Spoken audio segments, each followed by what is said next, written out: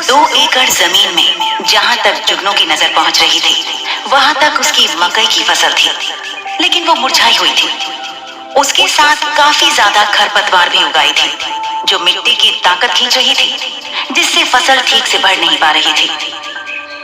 फसल की ऊंचाई जुगनू की आधी लंबाई के बराबर भी नहीं थी, बल्कि घुटनों तक आ रही थी। ये देख के वो बहुत परेशान हो गया। उसने सर पर हाथ रखकर कहा, दादाजी की तबीयत देखने के चक्कर में पिछले 2 महीने से मैं ये भूल ही गया था कि मुझे खेतों पर भी ध्यान देना है। लेकिन पता नहीं अब इस साल फसल कैसी होगी। मुझे तो ये भी नहीं पता कि ये ठीक से खड़ी भी हो पाएगी या नहीं। और अगर ऐसे ही चलता रहा तो शायद इस साल मुझे बीज और खाद खरीदने के लिए भी कर्जा लेना पड़ेगा। समझ नहीं आ रहा क्या करूं, अपनी फसल को कैसे बचाऊं। निराश जुगनू खेत के बीचों बीच बनी 2 समाधियों के पास चला गया और वहीं पर बैठ गया। उसे समझ ही नहीं आ रहा था कि वो करे तो क्या करे।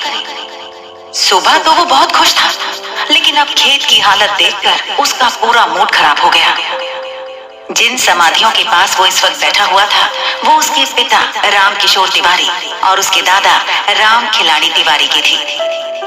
उसके यहाँ परंपरा थी कि पूर्वजों के दाह संस्कार के बाद उनकी अस्थियां और राख नदी में बहा दी जाती थी, लेकिन जरा सी राख बचा ली जाती थी। उसी राख से उनकी याद में उनके खेतों या जमीन पर उनकी समाधि बना दी जाती थी, जिससे आगे की पीढ़ियां उन्हें याद रखें।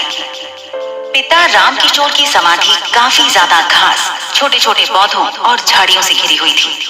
ऐसा लग रहा था कि यहाँ बरसों से कोई नहीं आया। लेकिन ठीक उसके बगल में दादा राम खिलाड़ी की समाधि अभी काफी नई लग रही थी और उसकी मिट्टी भी ठीक से सूखी नहीं थी। जुगनू अपने साथ जो दिया बाती का सामान लेकर आया था, वो झोले से बाहर निकाला। उसने मिट्टी के उन दियों में घी भरा और रुई को हथेलियों में मसल के बत्तियां बनाई। लंबी लंबी रुई की बत्तियां दियों में भरे घी में डुबोने के बाद उसने एक हाथ से माचिस जलाई और दूसरे हाथ से हवा को रोका, फिर दोनों में लौ जला दी। उसने जलते हुए दिए समाधियों पर रख दिए और हाथ जोड़कर भगवान से प्रार्थना करने लगा। हे भगवान, मेरे स्वर्गीय दादाजी और पिताजी की आत्मा को शांति देना, उन्हें खुश रखना। जुगनू थोड़ा भावुक हो गया। उसकी आंखों के सामने बचपन से अब तक का सफर दिखाई दे रहा था। उसे अपने पिता का चेहरा तो याद नहीं था, लेकिन इतना जरूर याद था कि जब वो छोटा था तो वो हमेशा उसे कंधों पर उठाकर गांव में घुमाया करते थे और वो बहुत खुश होता था। दादा तो जुगनू से बहुत प्यार करते थे, इतना कि उन्होंने उसी को अपनी जिंदगी का केंद्र बनाया हुआ था। उन्होंने जिंदगी में जो कुछ भी किया वो सिर्फ उसके लिए किया। उन्होंने खुद कम दर्द नहीं देखे थे। बहुत सारी तकलीफें उनकी जिंदगी में आई, लेकिन उन्होंने हमेशा अपने पोते को खुशियां देने की ही कोशिश की। उसे वो दिन याद आ रहा था जिस दिन दादाजी यानी राम खिलाड़ी बीमारी की वजह से बिस्तर से लग गए थे। उस दिन उन्होंने कहा था, जुगनू, मेरी दवा की खातिर पैसा ना खर्च करियो। जिन पैसन को तोए बचा के रखना चाहिए, मेरे जीवन का क्या भरोसा, आज है कल ना है। अगर ये पैसन तोहार पास रहेंगे तो तोहार शादी में और आगे के जीवन में बहुत काम आवेंगे। याद करते हुए उसकी आंखों से आंसू निकलने लगे। सच में राम खिलाड़ी ने अपने जीवन में काफी बुरे दिन देखे थे। उनका बेटा राम किशोर भरी जवानी में मर गया। उन्हें बुढ़ापे में खुद खेती में मजदूरी करके पोते को पालना पड़ा। ऊपर से बहू भी अपने आशिक के साथ घर से भाग गई, तो घर देखने वाली भी कोई नहीं थी, कोई रिश्तेदार भी नहीं था। वो और उनका पोता अकेले ही अपने हाल पर इस दुनिया में रह गए। जुगनू ने खुद को संभाला और उठकर राम खिलाड़ी की समाधि के और करीब जाकर बैठ गया, जैसे वो अपने दादा को महसूस करना चाहता हो। उसने कहा, आप चिंता मत कीजिए दादाजी, आप देखिएगा, मैं हमारे परिवार की मान मर्यादा और बढ़ाऊंगा। हमारे परिवार का नाम सिर्फ इस गांव में ही नहीं, आसपास के बहुत सारे गांव में इज्जतदार खानदान के रूप में लिया जाएगा। मैं कसम खाता हूं कि जब तक हमारे परिवार का नाम सबसे ऊंचा ना कर दूं, तब तक चैन से नहीं बैठूंगा। थोड़ा आगे की तरफ झुककर वो दादा की समाधि से चिपक गया, जैसे उन्हें गले लगा रहा हो। कुछ देर तक वो वहीं बैठा रहा। वो सोच में डूबा था क्या किया जाए इस मकई की फसल के लिए, जिससे मेरे खेत भी ऊंचे और हरे भरे होकर लहराएं। इनमें पीले पीले मोती जैसे दानों जड़े हजारों भुट्टे लगे। तभी उसे शिरीन याद आई। उसके परेशान चेहरे पर एक लंबी सी मुस्कुराहट फैल गई और उसने सर पर हल्के से मारते हुए कहा, अरे मैं इतना बेवकूफ कैसे हो सकता हूँ। मेरे पास चिराग का जिन्न है और मैं परेशानियों में डूबा हुआ हूँ। मुझे अभी के अभी देखना चाहिए, शायद शिरीन के बाजार में मेरे लिए ऐसी चीज हो जिससे ये परेशानी भी हल हो सके। वैसे भी शिरीन के पास मेरी हर समस्या का कोई ना कोई इलाज जरूर होता है। इतना कहकर उसने शिरीन को याद किया और सामने हवा में हजारों रंग बिरंगे बिंदुओं से एक औरत का चेहरा बनने लगा। फिर एक वर्चुअल स्क्रीन उभर आई। वो सौदागर शिरीन के बाजार में अलग अलग चीजों को ढूंढने लगा। तभी उसे याद आया कि एक खेती बाड़ी का बॉक्स भी उसने इस बाजार में देखा था। शायद यहाँ उसे कुछ जरूरी सामान मिल जाए। उसने खेती बाड़ी वाला बॉक्स खोज के उसे खोला। बॉक्स के खुलते ही शिरीन की आवाज आई, बाजार में आपका फिर से स्वागत है। कहिए, इस बार मैं आपकी क्या मदद कर सकती हूँ? जुगनू ने कहा, शिरीन, क्या तुम मेरी इस मकई की फसल को ठीक से उगाने में मेरी मदद कर सकती हो? कोई ऐसा रास्ता दिखा सकती हो जिससे इस साल की फसल बिल्कुल भी बर्बाद ना जाए और मैं इससे अच्छे खासे पैसे भी कमा सकूं? हवा में बने शिरीन के चेहरे में हरकत हुई। वो हल्का सा हिल रहा था। शिरीन बोली, जब तक आपके पास क्रेडिट पॉइंट है, आपको चिंता करने की कोई जरूरत नहीं है। मेरे पास आपकी सारी समस्याओं का हल है। आप चाहे तो सिस्टम में मकई का स्पेशल खाद खरीद सकते हैं, जिसे डालते ही आपकी फसल बहुत ज्यादा मजबूत और बड़ी ऊंचाई तक उगने लगेगी और कुछ ही दिनों में पकने के बाद आपको इसकी बहुत अच्छी कीमत मिलेगी। इसकी खास बात ये रहेगी कि फसल को पकने में ज्यादा लंबा वक्त नहीं लगेगा। जुगनू मन ही मन मुस्कुराया और उसने कहा, मुझे पता था शिरीन, तुम्हारे पास मेरी इस मुसीबत का भी हल तो होगा ही और मैं बिल्कुल सही था। ठीक है, अब मुझे ये जादुई खाद दे दो।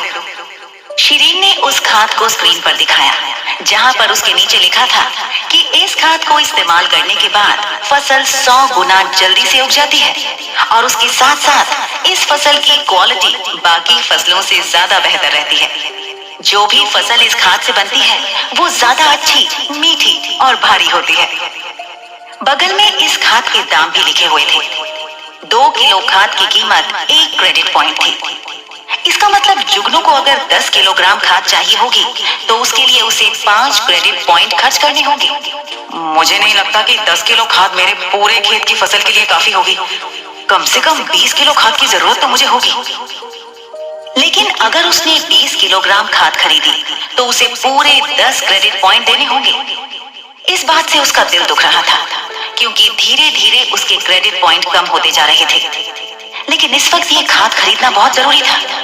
उसने भारी मन से कहा, शिरीन, मुझे 20 किलो खाद चाहिए। इस साल बहराइच में बारिश बहुत कम हुई थी, इसलिए किसी की भी फसल अच्छी नहीं होने वाली थी और अब तो जुलाई का महीना भी खत्म होने को आया था। ऐसे में अगर वो ये खाद ना खरीदता तो उसकी पूरी फसल बेकार चली जाती। थोड़ी ही देर में 20 किलो खाद सामने था। जब उसने झुककर अपनी जमीन की तरफ देखा तो पता चला कि कम बारिश की वजह से उसकी जमीन भी काफी सूखी है। ऐसे में उसे खेतों में पानी देने की भी जरूरत पड़ेगी, लेकिन ना ही उसके पास इतना पानी था और ना ही समय कि वो जल्द से जल्द 2 एकड़ खेत में पानी लगा सके। इसीलिए इस बार भी उसने मदद के लिए करिश्माई सौदागर शिरीन की तरफ देखा और फिर से उसके बाजार में किसी ऐसे औजार की खोज करने लगा जिससे पूरे खेत में फटाफट पानी पहुंचाया जा सके। आखिरकार उसे एक ऐसा औजार मिला। इसकी खासियत ये थी कि इसे इस्तेमाल करने वाला अपने हिसाब से सेटिंग करके कितना पानी कब और कितनी बार पहुंचाना है ये भी तय कर सकता था, वो भी कम पानी की खपत में। उसने बिना वक्त गवाए शिरीन से कहा, शिरीन, मुझे ये औजार भी चाहिए। शिरीन ने देते हुए कहा, ये औजार आपको 20 क्रेडिट पॉइंट पर दिया जाएगा। जुगनू ने क्रेडिट पॉइंट की चिंता ना करते हुए ये भी खरीद लिया, क्योंकि वो जानता था कि वो कुछ ना कुछ करके और क्रेडिट पॉइंट हासिल कर ही लेगा। और अगर आखिरकार कुछ भी ना हुआ तो फिर से जंगल जाकर बहुत सारी लकड़ियां ले आएगा और उनका सौदा करके शिरीन से फिर कुछ क्रेडिट पॉइंट हासिल कर लेगा। खेतों में पानी लगाने का औजार और खाद मिलने के बाद उसने सबसे पहले पूरे खेत में पानी लगाया ताकि जमीन थोड़ी नरम हो जाए, और उसके बाद जादुई खाद को धीरे धीरे खेत में छिड़कना शुरू किया। देखते ही देखते आधे घंटे में उसकी आंखें हैरत के मारे फटी की फटी रह गईं। जो फसल कुछ देर पहले मुरझाई सी थी, वो अब धीरे धीरे हरी भरी होकर खड़ी हो गई थी और हवा के साथ लहलहा रही थी। यही नहीं, फसल के आसपास जो खरपतवार उगी हुई थी, वो भी अपने आप हटने लगी थी। जुगनू को ये तो पता था कि ये जादुई खाद डालने से उसकी फसल अच्छी हो जाएगी, लेकिन जो आसपास की खरपतवार थी, उसका हट जाना उसके लिए किसी बड़े चमत्कार से कम नहीं था, क्योंकि इससे उसकी काफी सारी मेहनत बच गई थी। उसने एक पौधे से अधपकी मकई बाहर निकाली और उसे छूकर देखा। उसका बीज काफी मोटा और रसदार था। खा के देखा तो मीठा भी था। जुगनू की आंखों में खुशी की चमक आ गई। जिस तरह खरपतवार कम हो रही थी, उसे देखकर ऐसा लग रहा था कि अगले 1-2 दिन में ये अनचाही घास अपने आप ही पूरे तरीके से खत्म हो जाएगी। वो मुस्कुराया। उसने शिरीन से कहा, मुझे लगता है तुम बहुत जल्दी मुझे आलसी बना दोगी। अगर इसी तरह तुम मेरा सारा काम करती रही तो एक दिन मुझे खुद कुछ भी करने का मन नहीं करेगा। जुगनू की बात सुन शिरीन ने अपनी रोबोटिक आवाज में कहा, हमारे सिस्टम के बाजार में उसके लिए भी एक दवाई है, जिसे खाकर आप आलस दूर भगाकर स्फूर्ति से काम कर सकते हैं। ये दवाई आपको 2 क्रेडिट पॉइंट पर मिलेगी। शिरीन की बात सुन वो पेट पकड़कर हंसने लगा। वो काफी खुश था। अब वो काफी थक भी चुका था। दोपहर के 1 बजने वाले थे। सूरज सर पर था और गर्मी इतनी थी कि वो पसीने से पूरा भीग चुका था। उसे भूख भी लगी थी। ऐसे में वो घने पेड़ की छांव ढूंढते हुए गांव के पास आ पहुंचा, जहां उसे कुछ ही दूर कई सारे घने पेड़ों का झुरमुट दिखाई दिया।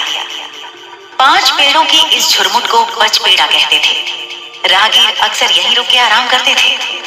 लेकिन जैसे ही वो उन पेड़ों के पास आया तो देखा, छांव में पहले से बहुत सारे किसान बैठे हुए थे और अपना कलेवा कर रहे थे, यानी दोपहर का खाना खा रहे थे, जो उनके घर की औरतें लाई थी।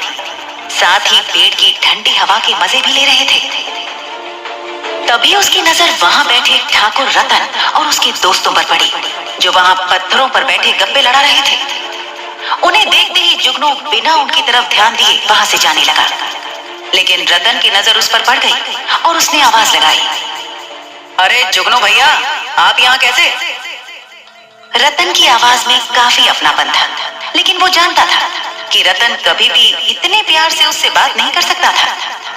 साथ ही रतन के दोस्तों की आंखों में वो अपने लिए नफरत देख पा रहा था। ऐसे में वो जानता था कि अब रतन कोई ना कोई कांड जरूर करेगा।